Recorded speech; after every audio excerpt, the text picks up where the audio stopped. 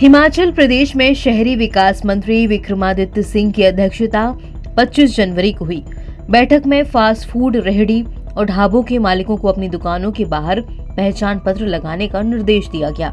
विक्रमादित्य सिंह ने कहा कि अभी हाल ही में उत्तर प्रदेश में भी रेहड़ी पटरी वालों को आईडी लगाने का आदेश दिया गया है। अब हमने इसे अपने यहाँ भी मजबूती से लागू करने का फैसला किया। इसके लिए स्ट्रीट वेंडिंग कमेटी बनाई गई है। खास बात ये देखी गई कि कुछ समय बाद ही इस मुद्दे पर सरकार में इसका विरोध दिखाई देने लगा। कांग्रेस के कुछ नेताओं ने खुलकर विरोध किया। उत्तर प्रदेश कांग्रेस कमेटी के अध्यक्ष अजय राय ने कहा कि इससे आम व्यापारी, रेहड़ी पटरी वाले, ढाबे वाले प्रताड़ित होंगे। ये कानून वापस होना चाहिए। हिमाचल प्रदेश में राज्य सरकार ने सिंह के बयान से खुद को अलग कर लिया और कहा कि ऐसा कोई निर्णय नहीं लिया गया है।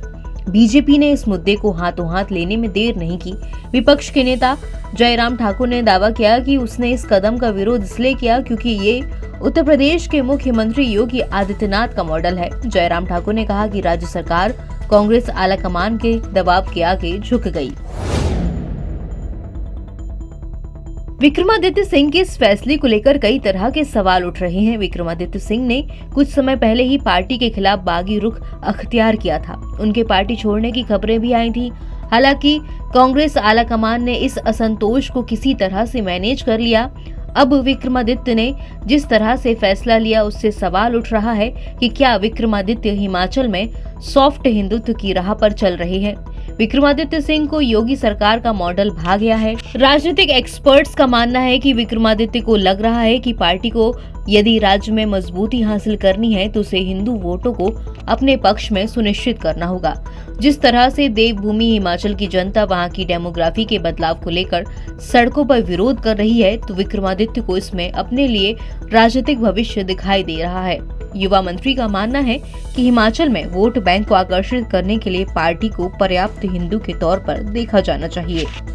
तो वहीं नाराज शीर्ष नेताओं का मानना है कि ये कदम न केवल इसे बीजेपी के समान बनाता है बल्कि योगी सरकार पर इसके हमलों की तीव्रता को भी कम करता है।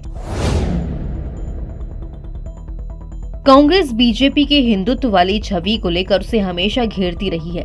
कांग्रेस की तरफ से केंद्र सरकार और जिन राज्यों में बीजेपी की सरकार है उनके द्वारा लिए जा रहे फैसलों को लेकर कहा जाता है कि बीजेपी हिंदुत्व की अपनी सोच के साथ आगे बढ़ रही है। हिमाचल में वीरभद्र सिंह के बाद उनकी विरासत पत्नी प्रतिभा सिंह और उनके बेटे विक्रमादित्य सिंह के हाथों में है। प्रतिभा सिंह पार्टी की प्रदेश कांग्रेस अध्यक्ष भी हैं। अब विक्रमादित्य जिस योगी मॉडल पर चल रहे हैं उससे कांग्रेस आलाकमान दुविधा में है। खास बात यह है कि प्रतिभा सिंह भी अपने बेटे के साथ खड़ी नजर आ रही हैं। एनबीटी ऑनलाइन की रिपोर्ट।